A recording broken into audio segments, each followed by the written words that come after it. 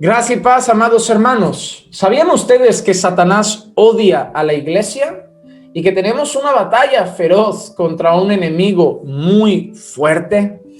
Hermanos, este es el vídeo número 10 sobre la serie que empezamos hace un tiempo y que teníamos un poquito descuidada sobre nuestra batalla contra Satanás y los demonios.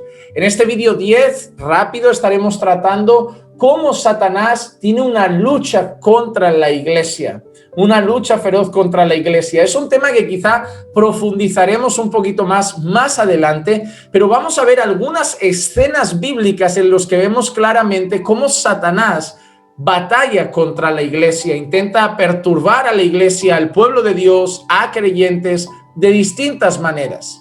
Por ejemplo, veamos referencias bíblicas. Hechos capítulo 5, versículo 3, dice así: Mas Pedro dijo a Ananías, Ananías, ¿por qué ha llenado Satanás tu corazón para mentir al Espíritu Santo y quedarte con parte del precio del terreno? Nosotros conocemos la historia de Ananías y Zafira y vemos cómo acaban completamente fulminados por Dios por haber mentido sobre eso, sobre el precio del terreno, al haber mentido a los apóstoles sobre lo que habían recibido de ese precio del terreno. Pero mira lo que ha dicho Pedro: ¿por qué ha llenado Satanás tu corazón?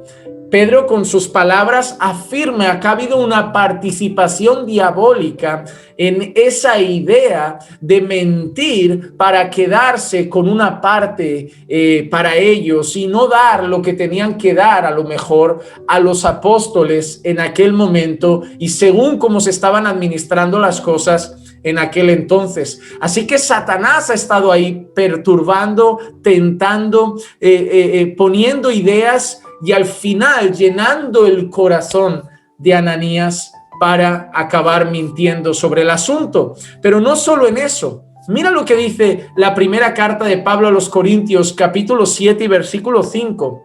De este tema hablaremos un poquito más adelante cuando hablemos de la intimidad en el matrimonio. Primera carta a los Corintios, capítulo 7 y versículo 5 dice así: no os privéis el uno al otro. ¿Qué significa no os privéis el uno al otro? Se refiere a las relaciones íntimas en el matrimonio. Dice, excepto de común acuerdo y por cierto tiempo para dedicaros a la oración. Volved después a juntaros a fin de que Satanás no os tiente por causa de vuestra falta de dominio propio. Muy interesante este tema. Es decir, Pablo reconoce que por la falta de dominio propio, un hombre, la pareja, ni el hombre ni la mujer pueden estar mucho tiempo sin satisfacer sus necesidades físicas. ¿Qué consejo da Pablo? No os privéis el uno al otro, dice, a no ser por un tiempo de mutuo acuerdo para dedicarse a la oración, pero luego volved a la intimidad conyugal. ¿Por qué, Pablo, es tan importante cuidar la intimidad conyugal? ¿Por qué? Porque vosotros, por causa de vuestra falta de dominio propio, tú puedes decir, no, pastor, yo tengo mucho dominio propio, a mí eso no me afecta. Bueno, yo estoy diciendo lo que Pablo ha comentado. Dice, Satanás puede aprovechar para tentaros y llevaros a pecar. ¿Cuántas personas en momentos malos de intimidad en el matrimonio han caído en cosas como la pornografía o han caído en cosas como la masturbación? Mira el consejo de Pablo, no os privéis el uno al otro. Está hablando al matrimonio sobre la intimidad, pero mira la participación de Satanás, a fin de que Satanás no os tiente por causa de vuestra falta de dominio propio. Otra de las cosas que vemos, hemos visto a Satanás apuntando con ideas al corazón de Ananías para mentir. Hemos visto a Satanás tentando en el matrimonio para ver si lleva a uno de los cónyuges a pecar. Pero Satanás también contra los creyentes, contra la iglesia, lucha contra las misiones. Primera de Tesalonicenses, capítulo 2 y versículo 18. Ya que queríamos ir a vosotros, está diciendo Pablo. Pablo dice, al menos yo, Pablo, más de una vez. Pablo dice que él quería ir allí junto a los hermanos más de una vez, pero mira lo que dice Pablo, pero Satanás nos lo ha impedido, Pablo no nos explica cómo lo ha hecho Satanás, no nos explica qué artimaña ha utilizado, no nos explica qué trabajo sucio ha hecho Satanás, pero dice que él tenía ganas de ir más de una vez a ver a los hermanos en Tesalónica, pero Satanás se lo había impedido. Algo había hecho Satanás, algo había tramado que en algún momento incluso llegó a impedir que Pablo viajara a Tesalónica. Pero ahí no queda la cosa. Si nosotros leemos Apocalipsis capítulo 2, versículos 9 y 10, en una de las cartas a las 7 iglesias de Apocalipsis leemos lo siguiente: yo conozco tu tribulación y tu pobreza, pero tú eres rico, y la blasfemia de los que dicen ser judíos y no lo son, sino que son sinagoga de Satanás. Mira lo que dice a esta iglesia que está hablando bien de ella: no temas lo que estás por sufrir. ¿Qué está por sufrir esta iglesia? ¿Qué estaba por sufrir esta iglesia? He aquí, el diablo, Satanás, echará a algunos de vosotros en la cárcel para que seáis probados y tendréis tribulación por 10 días. Sé fiel hasta la muerte y yo te daré la corona de la vida. No sabemos qué artimañas utilizaría Satanás, no sabemos qué trabajo oculto por ahí detrás estaría arquitectando el diablo, pero mira lo que le anuncia Jesús a esta iglesia en su carta, en una de las cartas a las 7 iglesias: el diablo echará a algunos de vosotros en la cárcel para que seáis probados. Sabemos que Satanás puede usar tranquilamente a impíos que están bajo su dominio para hacer algunas cosas, para provocar persecución, quizá para tentar a alguien. Y aquí probablemente Satanás estará detrás de esas maquinaciones y de esos planes para que Jesús advierte que algunos terminarían incluso en la cárcel y dice: y tendréis tribulación por 10 días.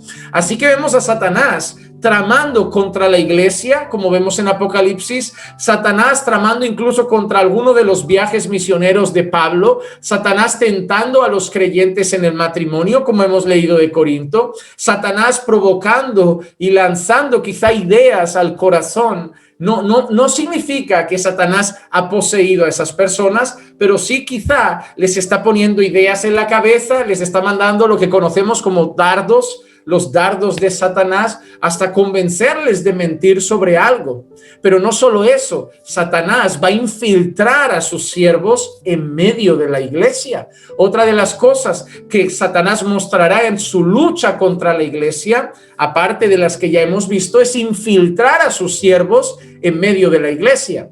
Segunda de Corintios capítulo 11 versículos 14 y 15 dice así: y no es de extrañar, pues aún Satanás se disfraza como ángel de luz. Satanás se disfraza como ángel de luz. Pero mira que dice ahora el 15: por tanto, no es de sorprender que sus servidores también se disfracen como servidores de justicia, cuyo fin será conforme a sus obras. Satanás infiltrará a sus servidores en la iglesia. ¿Y cómo los infiltrará? Si son servidores de Satanás, se verá. No, porque se disfrazarán como servidores de justicia. La Biblia dice que los falsos apóstoles se disfrazarían de verdaderos apóstoles. La Biblia habla de lobos vestidos de ovejas. Entonces Satanás, otra de las armas que utilizará contra la iglesia, es infiltrar a sus siervos vestidos de siervos de justicia. ¿Y qué harán esos siervos de Satanás? ¿Cuál es la mayor arma de Satanás? ¿De qué es padre Satanás? De la mentira. ¿Y qué es lo mejor que puede Satanás hacer contra la iglesia? ¿Perseguirla? La mayor arma de Satanás contra la iglesia es la mentira, el error, la herejía. Primera de Timoteo 4:1, pero el Espíritu dice claramente que en los últimos tiempos algunos apostatarán de la fe. ¿Y qué harán? Prestando atención a espíritus engañadores. ¿Quiénes son esos espíritus engañadores? Esos siervos de Satanás vestidos de justicia. Dice, prestando atención a espíritus engañadores y a doctrinas de demonios. ¿De dónde te crees que viene el evangelio de la prosperidad? Ahí lo tienes. ¿De dónde te crees que viene el movimiento de fe que está mezclado con la nueva era y la metafísica? Ahí lo tienes. ¿De dónde te crees que vienen esas falsas religiones? Ahí lo tienes. ¿De dónde te crees que vienen todas las herejías que nacen de en medio de la iglesia? Ahí lo tienes. servidores de Satanás vestidos de justicia, que traen algunos doctrinas de demonios, y algunos apostatarán de la fe por dar oído a espíritus engañadores. Iglesia, tenemos un feroz enemigo. Debemos orar y velar, porque Satanás anda como león rugiente buscando a quien devorar, y ese mundo de ahí fuera ya está bajo su dominio. Son esclavos del pecado. Satanás es el príncipe de este siglo, como dice la Escritura.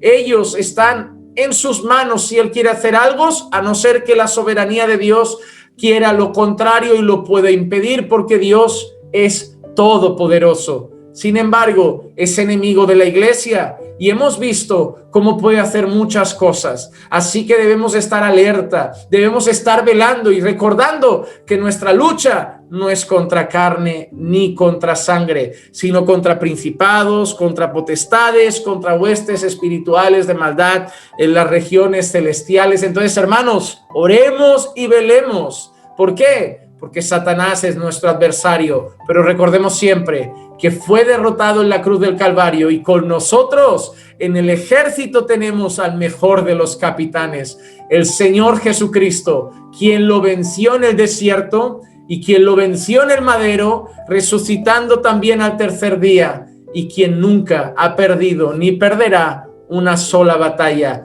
Gloria a Dios, gloria a nuestro Señor Jesucristo.